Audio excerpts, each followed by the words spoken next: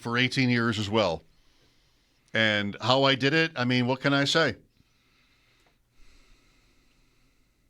What I did was, if you don't know, it's probably pretty clear, but what you don't know is perhaps I took the recycling bin out to the road yesterday, even though where I live, it's very windy.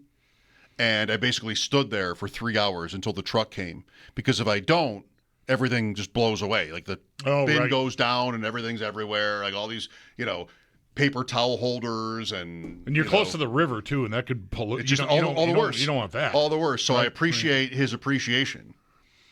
Okay. Steve Bisciotti, the owner of the Ravens, Mike Tomlin is actually Mike Tomlin is who he's speaking of there. And both the Ravens and Steelers have made coaching changes. The two longest tenured coaches in the NFL are both out after almost 20 years. Tomlin is 19, Harbaugh, I think, is 18. And then next is Andy Reid, who had a pretty good run before taking on Kansas City when he was the Eagles coach. So he's got two long, 10-plus year stints. And then McDermott. So at the moment, McDermott is the second longest tenured coach in the NFL. Tied with McVay and somebody else. Is it Kyle Shanahan? Maybe. There's three guys that are the same. McDermott, McVay, and there's from another 17? guy. And I think it's Kyle Shanahan. Okay. 8 years in. Yeah. Not sure there's any particular aspect of the Bills' last decade that's more incredible than that they would have 9 years in now. 9 years. That they would have the second longest tenured coach in the NFL. Ever. Right. That's quite a change. I mean, Belichick existed in the league. Just McDermott was going to outlast all these guys, and he has. So pretty good. Tyrell Shavers, out for the year. Torn ACL. He joins Gabe Davis as having that injury from the Jacksonville game. And so one more man down at wide receiver. Holy cow. This is Black Swan again. Like they are so, the fates are so enjoying this narrative with wide receiver that they're just like, okay, you don't have the right guy or guys, we're just going to take a couple of the guys you don't really care that much about away and then see what you can do. Right. So what is it right now? Cooks, Coleman, Shakir. That's it on the roster right now. They've opened the practice window for Samuel. So, I mean, I would think the pressure is going to be pretty high for him to clear whatever hurdles need to be cleared to demonstrate that he's capable of playing, because they need him now. They need him just to get four guys. Hardman's on the practice squad with Shavers and Davis, I would assume, headed to IR. Then you can move him so you don't have to worry about elevations and just put Hardman on the roster. I feel like he's the next guy up. They did sign a guy today to the practice squad. I had the name here, Wilkerson at receiver. Wilkerson, yes. Sounds like a Madden name. So, man, to go, nobody liked their receivers, as far as a contending team goes, it's like an incredibly lacking receiver room. To lose two of those guys in a wild card game to the same injury is just torturous. This year has just been all-time brutal with injuries with them. And, you think you get to the playoffs, like, okay, maybe, no. It's just bam, bam, bam. Really tough. I mean, I don't know what you would have expected. Shavers plays all the time. Run blocking, like you're probably going to hear a lot about that. Keon Coleman wants to put himself in any kind of good graces. He could go block his ass off on Saturday because the Shavers does a lot of the dirty work. So did Gabe Davis. That was part of the book on him when he was here the first time. Was they loved him so much because he was kind of egoless for a receiver and willing to do whatever it takes and all that kind of stuff. And they got three guys on the roster right now. I mean, I'm sure they'll address it quickly. Hardman, Samuel, whatever. Samuel's back. He's got to be. If he's healthy enough to start practicing, I don't want to speak too soon, though. They'll have an actual practice tomorrow. It's like every week for 2 months, somebody's gone down on Wednesday. That started the day whole and then, limited. Someone stepped on them or whatever happens, turn an ankle. But, yeah, I mean, Samuel, I think, I just said it. The pressure to get on the field is going to be immense. Just returning from whatever the injury was. So, I mean, that's an experienced guy that was good for them in the playoffs last year. But I mean, he hasn't played in more than a month, maybe longer. Did make a play against Denver last year in the playoffs. Yeah, but Sean McDermott said today, tore an ACL in the first half on Sunday and was on the field for like the rest of the game. Right. He went to the locker room early, I think, before halftime. So I remember seeing him walking with a trainer up the tunnel at some point. But he came back and finished the game with a torn ACL. Man. I know. It's just like a continuing troll job by the fates, by the gods. I was joking around Sunday night with a friend of mine after we found out about Gabe Davis.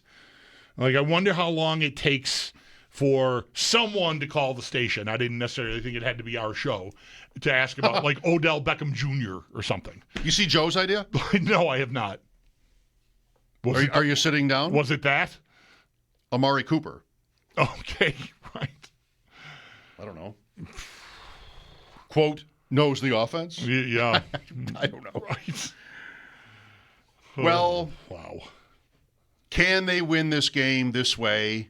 You can't really assume no, because that's been the theme of the season, is they don't have enough talent at wide receiver, and these things are relative. I mean, it wasn't that they signed players or traded for players. They didn't get Waddle. They didn't do such that they had, quote, fixed the problem, so they're up here. They never got up here. They're just down here, and now they've lost a couple of guys. I mean, Shavers, respect for big body and special teams and blocking, and kind of Davis is the same, not special teams so much, but the same kind of role and body type and everything for what they want. Well, that's always been what they want, somebody at that position to provide them. Is like that kind of size. And these guys don't do that. Curtis Samuel doesn't come in and provide you a blocking element against edge rushers or whoever, blitzing linebackers. That's why I mentioned Coleman. Like, he's the big body. Coleman is it. That's it. Yeah, I mean, you're not asking Shakir to do that. Maybe chip an edge guy on the way out in a pattern or something. I saw some highlights of Davis doing that, but again, bigger body.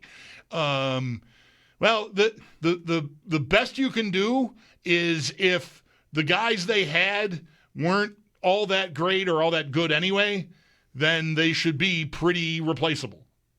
That's what I'm saying. That's the best you can do. But even then, it's like, is Hardman?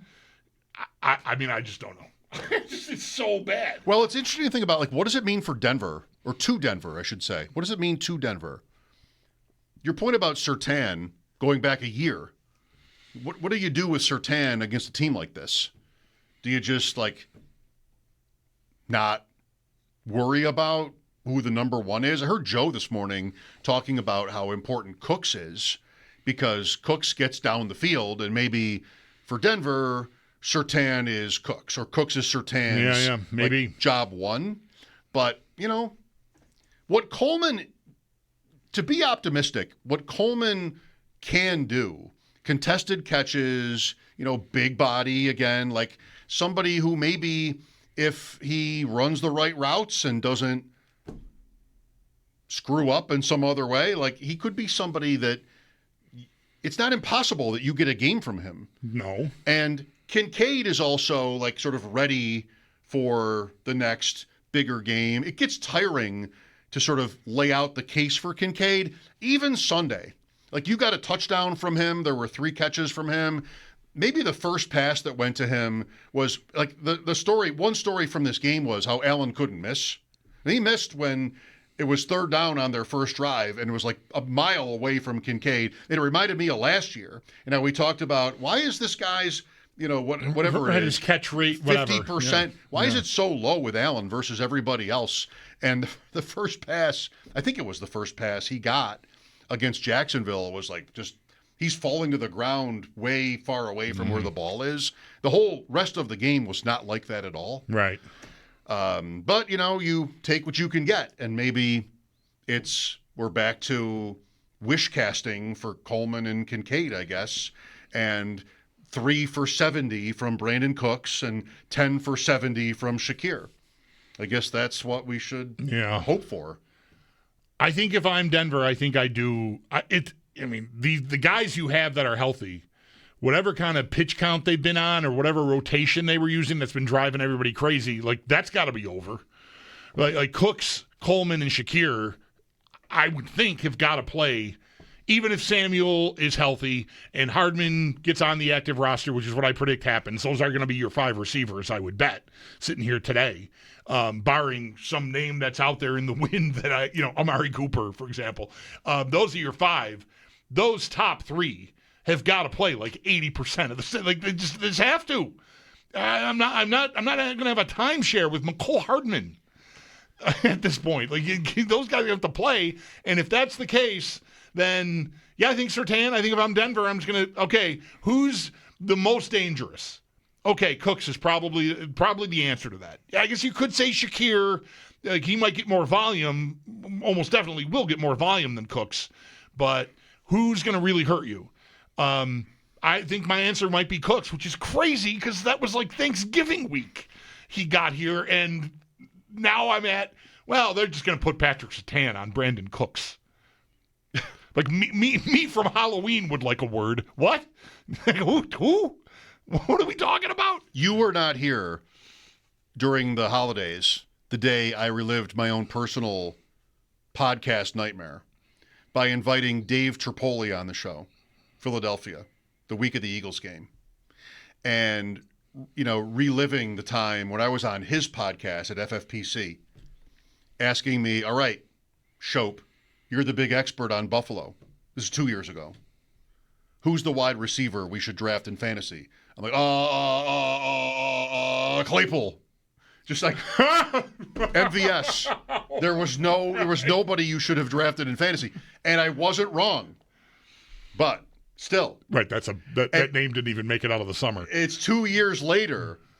And one reason why I dragged Dave onto this show that week was to defend myself. Like, listen, did I really blow it? I mean, just there was nobody. Shakir is the closest thing. You don't want to start Khalil Shakir in fantasy football. Like, there was no right answer, and it's amazing that they're going to this game, and now the injuries are weighing in, and they just do not have it. 803-0550. Sal Capaccio at 4. The latest on the Bills' injuries with Sal. Ross Tucker has moved to 5 today. Paul Hamilton at 6.